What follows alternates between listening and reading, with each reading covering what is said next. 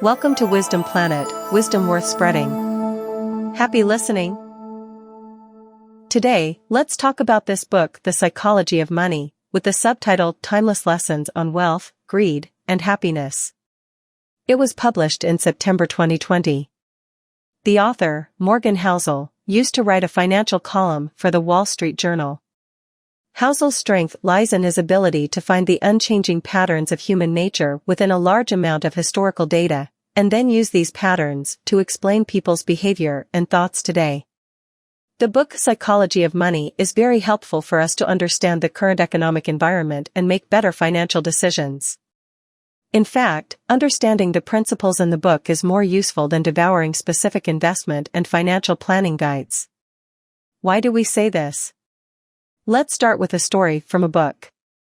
Investment master Graham wrote a book called The Intelligent Investor, which is praised by many as the investment Bible.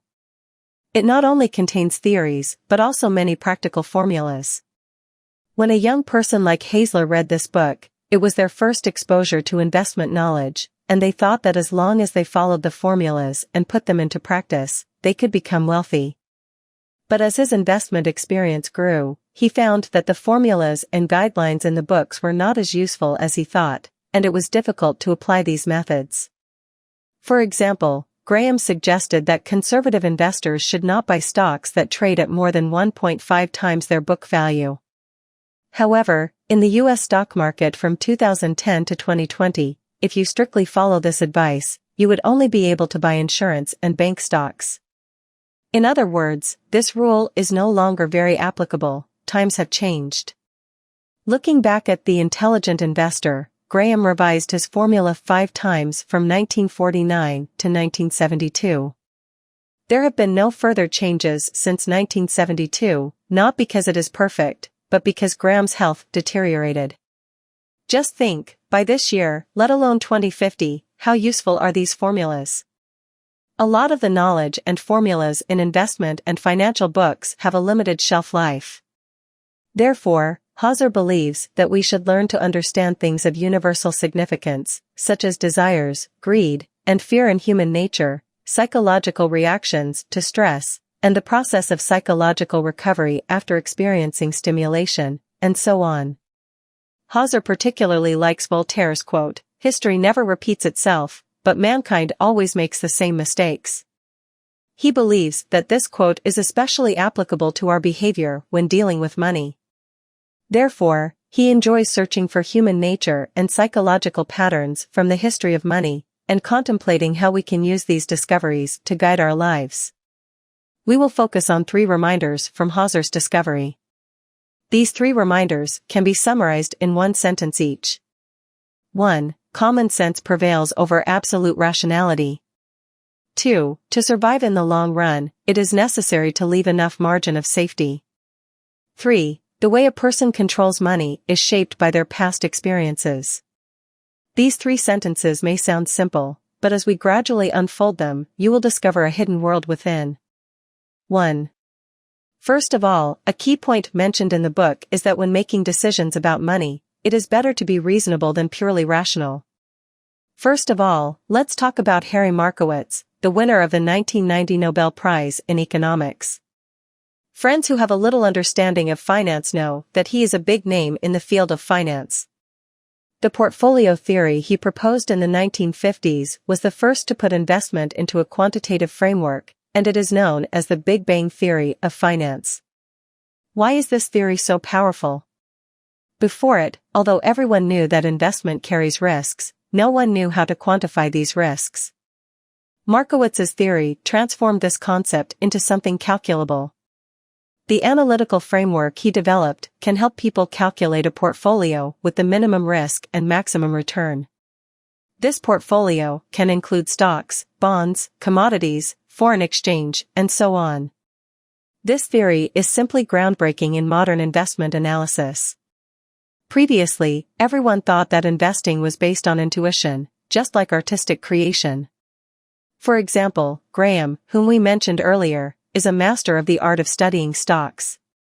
However, when Markowitz's theory came out, everyone realized that investing is not just about looking at individual assets, but considering the whole picture and using a bunch of calculations and analysis to find the best combination. That's how those Wall Street experts do it. But speaking of Markowitz himself, since he invented this theory, his own investments must have been good, right? Someone asked him how he invested. Markowitz said, "It's quite simple, he just buys half bonds and half stocks." Why? He explained that he is afraid that if the stock market keeps falling, he will be worried if he invests all his money in it. Similarly, if the stock market keeps rising and he doesn't participate, he will regret it.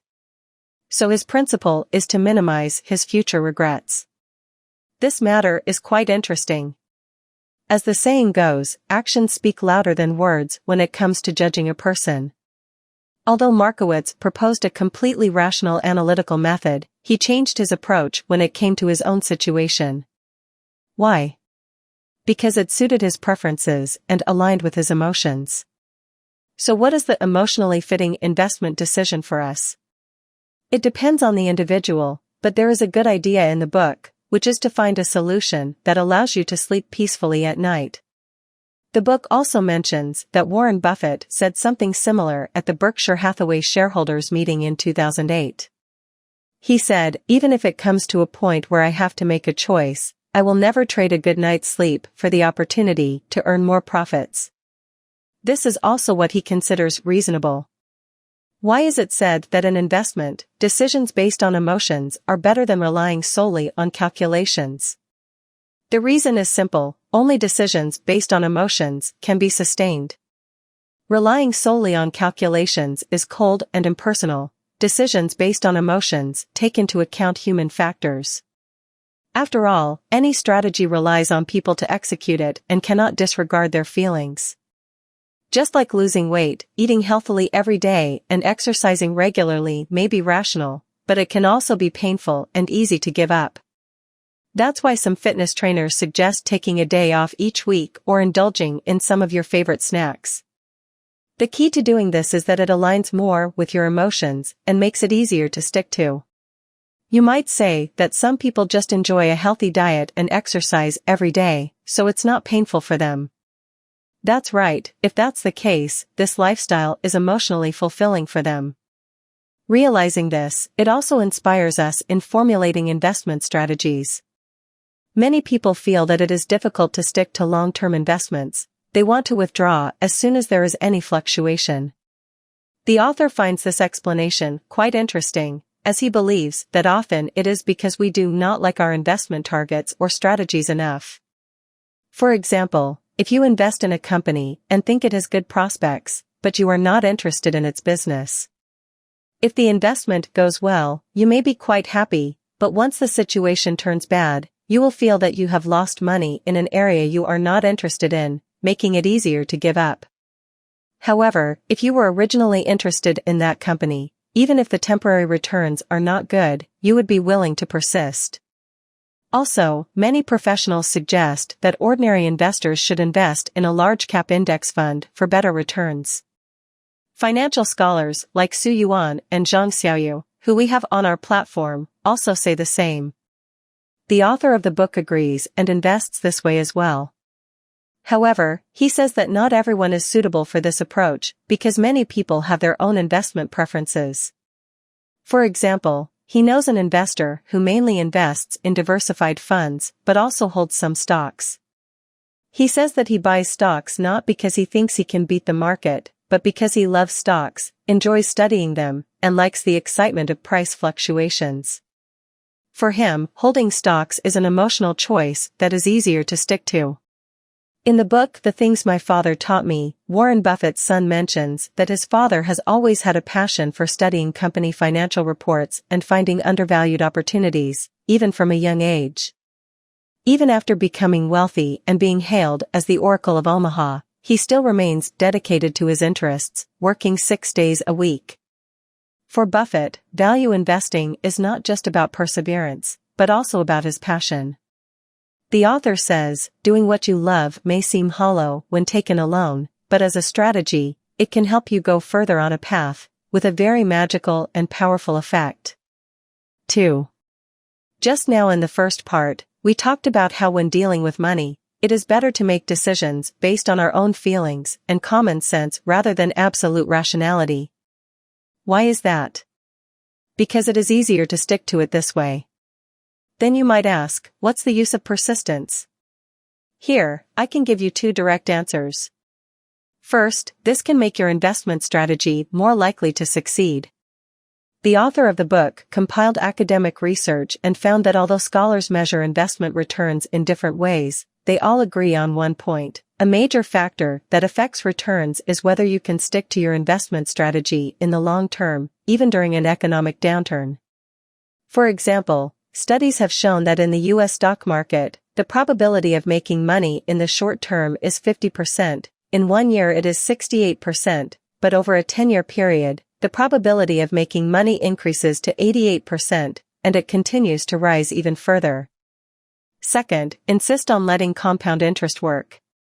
Compound interest does not rely on one-time high returns, but on long-term and continuous accumulation. You have to give wealth time to grow, and the power of compound interest will be revealed. Just like planting an oak tree, you can't see much in 1 year, but after 10 years, you can see significant changes, and after 50 years, it becomes a towering tree. The significance of persistence lies right here. From this perspective, those factors that allow you to stay longer actually enhance your strengths. We previously mentioned one factor, which is making reasonable decisions.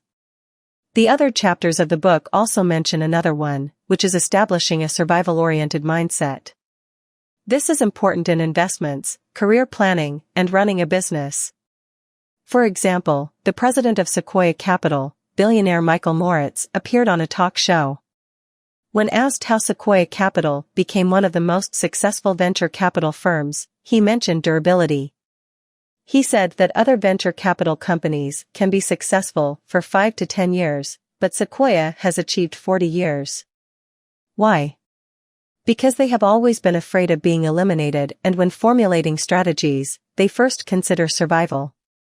For example, they avoid investments that may bring high profits, but also high risks. Buffett has also said similar words, don't leave the table. In other words, at least ensure that you can survive, because only by being alive do you have a chance to win. One of the 3 founders of Berkshire Hathaway, Rick Guerin, is a counterexample. During the economic recession in the 1970s, he made leveraged investments that failed, ultimately forcing him to sell his shares in Berkshire Hathaway. Buffett said, "Charlie and I have always known that we would become very wealthy, but we were not in a hurry to become rich." Rick was just as smart as us, but he was too impatient. This story tells us that in order to put survival first into practice, we must first remember that no profit is worth the risk of losing everything. This is also emphasized in the book. Buffett's own investment strategy is quite obvious. He always maintains sufficient cash, does not borrow money to invest, and sells assets at the sight of stock price bubbles, holding on to cash. In the 2008 financial crisis, Buffett not only didn't lose money, but also made a lot. Why? It's because before the crisis erupted, he found stocks expensive and hoarded a lot of cash. After the crisis, he picked up many cheap assets and thus made a lot of profit. You may ask, aren't you afraid of missing opportunities? Buffett's view is that he is not afraid. Opportunities will always be there, but first, you have to make sure you can stay at the table. The book Capital Returns talks about Marathon Asset Management, a company in the asset management field that consistently wins. Their philosophy is stay away from bubbles, even if it's too early, it's good. In fact, it means the same thing. Moreover, when it comes to survival first, we should leave enough safety margin. This is a concept proposed by investment master Graham. The author of the book believes that this is very wise and deserves our attention. Margin of safety means that if you think a company is worth $10 and the market price is $9, you don't buy it until it reaches $7. The $3 between the $7 and your perceived value of $10 is your margin of safety. Having enough margin of safety means maximizing this difference as much as possible.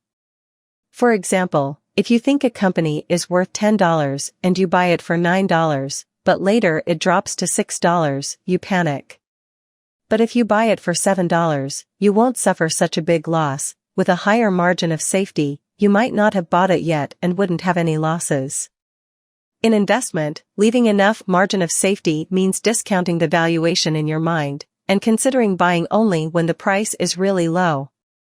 This is the experience of value investors. Not only in investments, but also in personal financial planning.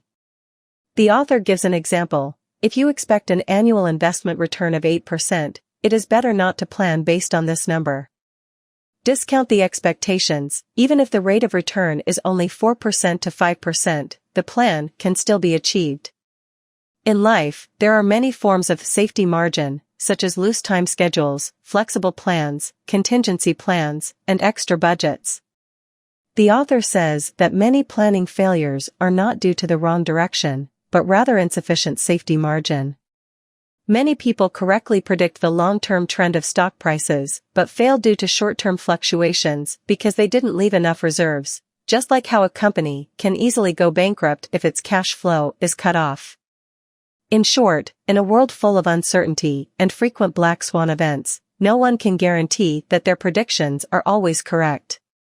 Leaving a safety margin is to leave enough room for error in order to survive. Even if you are wrong, it will not lead to a disastrous outcome. 3. Okay, 2 important points have been mentioned earlier. First, being reasonable and rational is stronger than being purely rational. Second, it is important to leave enough safety margin. Now, let's take a look at the third key point. How a person uses money is mainly determined by their past experiences. This principle can actually be seen everywhere in life. People who didn't eat well as children may become particularly concerned about food when they grow up. Those who have been hurt emotionally may be extra cautious with their partners. The same goes for money.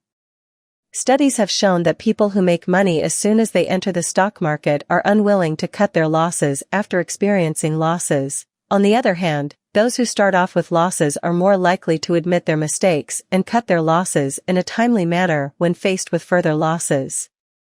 In 2006, 2 economists from the National Bureau of Economic Research in the United States conducted an in-depth study on Americans' financial management methods. They found that people's investment decisions throughout their lives are greatly influenced by their early experiences, especially in their 20s.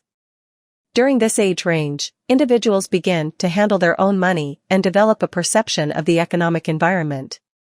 For example, they found that people who experienced high inflation when they were young tended to invest less in bonds later on, while those who grew up during a period of stock market prosperity tended to be more inclined to buy stocks. The Financial Times interviewed renowned bond manager Bill Gross. He said that if he had been born 10 years earlier or later, he might not have pursued his current career. When he was young, he happened to experience a significant drop in interest rates and a surge in bond prices, which deeply influenced his perception of investment opportunities and made him believe that bonds were like printing money. However, for his father's generation, who experienced high inflation, bonds were seen as wealth destroyers. These examples further help us understand that the way a person uses money is indeed shaped by their past experiences. So, what does this principle inspire us? I think there are 2 points. Firstly, what you find incredible may seem reasonable to others. Different people have different birth years, growth environments, and experiences, which lead to different views and attitudes towards money. Sometimes, we may perceive others' financial decisions as irrational, but they may be suitable for them. Moreover, it is difficult to change their mindset because people tend to believe in their own personal experiences rather than others' persuasion. The author believes that when it comes to money, very few people actually lose their rationality, it's just that each person's rationality is different. Secondly, the environment changes quickly, but people's hearts change slowly. People who have experienced disasters become more cautious. People who have experienced decline tend to be more frugal. People who have experienced unemployment are less willing to take risks. The impact may have passed, but the traces left in people's hearts take time to heal slowly. People who have experienced earthquakes or floods tend to be more cautious. People who have experienced economic downturns tend to reduce their consumption and increase their savings. People who have experienced bankruptcy and unemployment are less willing to take risks. The impact of change comes and goes, but the traces it leaves in a person's heart can last a long time. For example, after the Asian financial crisis, the cash holdings of enterprises in 8 East Asian countries increased rapidly. Why? Because cash flow is king. It is the experience that entrepreneurs have learned during the crisis. And 10 years after the crisis, the cash holdings of companies are still at twice the level before the crisis. This is not because East Asians are particularly conservative. East Asia is not an exception. Similar things have happened in many countries around the world. After the 2008 financial crisis, the savings rate in the United States increased for 10 years, in the United Kingdom for 6 years, and in the European Union for 4 years. This is because people's hearts change slowly. The scars of a huge economy are the result of countless scars on individual hearts coming together. The impact comes and goes, but the scars left behind take time to heal. In such times, everyone is healing their inner wounds and also needs to adapt to changes in the external environment. So how do we adapt? Personal investments should adopt a strategy of bottom-line thinking and diversified allocation. Diversified allocation means diversifying asset types, currencies, investment periods, and methods. Bottom-line thinking means allocating a portion of assets for protection without excessively pursuing returns. Some people buy gold and insurance for protection. In business operations, during periods of growth deceleration and increased uncertainty, it is not advisable to only pursue scale expansion. Small and exquisite enterprises that can adapt flexibly may have more advantages. Blindly pursuing the expansion of enterprise scale may instead result in being large, but not strong. In such times, the species that can survive well are likely not colossal creatures like dinosaurs and whales, but rather intelligent species like sparrows that can quickly find new ecological niches. So, in the midst of an environment that has experienced shocks and is currently undergoing repairs, whether it be for cities, companies, or individuals, the power of healing is needed. We need to understand the new climate conditions, the soil environment, and adapt, survive, and evolve. Although people's hearts are slow, time is also long. Congratulations on finishing another book. Thank you for your support. Please subscribe to our Wisdom Planet audiobook channel. Like and share it with family and friends.